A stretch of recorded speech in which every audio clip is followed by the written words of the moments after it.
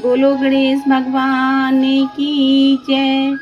सभी भक्तजनों से प्रार्थना है कि इस कथा को ध्यान पूर्वक सुनिएगा। इस कथा के सुनने मात्र से ही व्यक्ति को अपने सभी प्रकार के जो शत्रु हैं उनसे छुटकारा मिलता है और हमेशा हर समय विजय प्राप्त होती है। विजय हेतु कट कई बनाई, सुधन साधन पे चलऊं बजाई। जह तह परी अनेक लड़ाई, जीते सकल भूपे बरे आई। तब एक दिन राजा प्रताप भानु ने विजय के लिए अपनी सेना को सजाया और उत्तम दिन सोचकर धौंसा बजवाया हुआ चला। अनेक लड़ाइयां हुई और उसने सब राजाओं को जीत लिया। सप्तदीप भुजे भले बस कीन्हे, ले ले दंड छाण नप दीने। सकल अवन मंडप दही काला, एक प्रताप भानु मही काला। उसने अपनी भुजाओं के बल से सातों दीपों को बस में कर लिया और दंड लेकर सबको छोड़ दिया। फिर तो उस समय सारे भूमंडल में एक राजा प्रताप भानु का ही राज्य हो गया। शोभस विश्व करी बाहुबल, निजपुर कीन प्रवेश।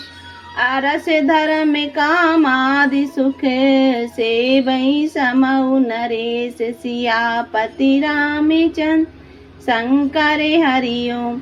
उसने अपने बाहुबल से समस्त संसार को वशीभूत कर लिया।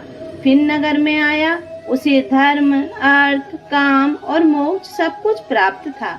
इस प्रकार सब राजा प्रताप भानु की सेवा करते थे। भूप प्रताप भानु बल पाई, काम धेनु भय भूमि सुहाई। सब सुख बरजित प्रजा सुखारी, धरा में शील सुंदर नर नारी। उस समय राजा प्रताप भानु का बल पाकर पृथ्वी अत्यंत सुंदर और कामधेनु समान हो गई। सब प्रजा प्रसन्न थी, किसी को कुछ दुख न था और नर नारी धर्मशील थे। सचे बेधारा में रुचि, हरि पद प्रीति। नपहित हेतु सिखाओ नित नीति। गोरे सोरे संत पितर मही देवा, कराई सदा नप सब के सेवा। मंत्री धर्म रुचि भगवान के चरणों में प्रीति करने वाला था। वह राजा के हितार्थ राजनीति की शिक्षा दिया करता था। राजा भी सर्वदा गुरु देवता, संत, पितर और सब ब्राह्मणों की सेवा किया करता था। भूप धर्म जे वेद बखाने, सकल करई सादर सुख माने। दिन प्रतिदेय विविध विधि दाना, सुनाई शास्त्र वर वेद पुराना। राजा के लिए जितने धर्म वेदों ने वर्णन किए हैं वह सब कुछ राजा आदर सहित सुख मानकर करता था और प्रतिदिन विधि विधान से दान देते हुए उत्तम वेद और पुराणों को सुना करता था।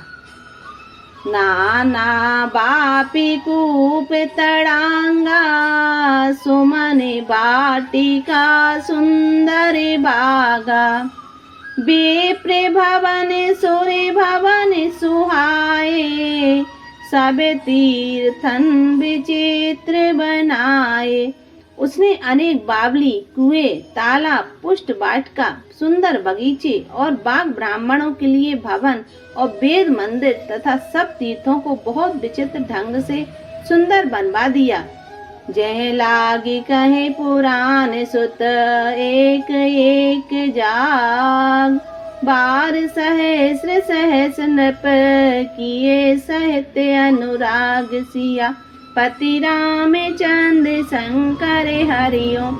इस प्रकार जहाँ तक वेदों और पुराणों ने यज्ञादिक बतलाए हैं उन सबको एक एक करके राजा प्रताप भानु ने प्रसन्नता सहित हजारों हजार बार किया।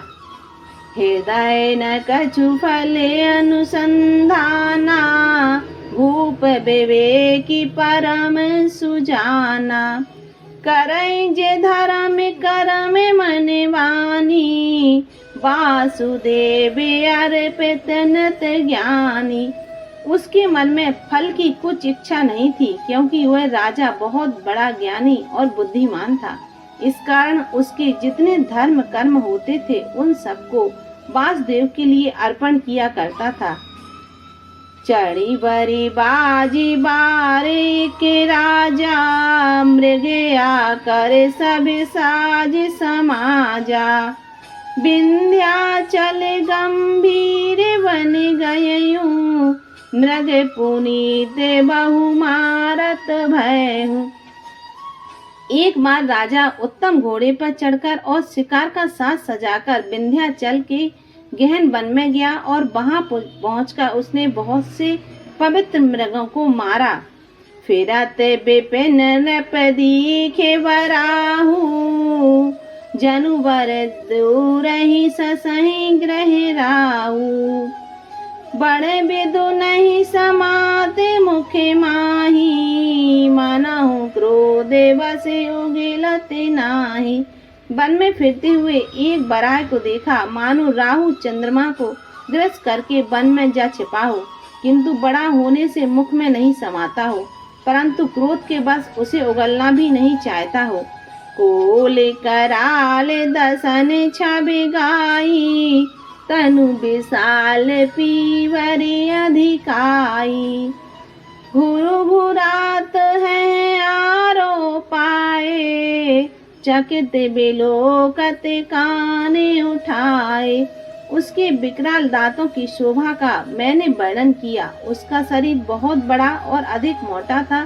घोड़े की आहट पाकर घुरघुराता हुआ शुकर चकित हो कान उठाकर राजा की ओर देखने लगा। नीलमयी धर शिखर सम, देखी विशाल बराहु। चपर चले हुए सुकट नप, हाँ कि न होई निभा।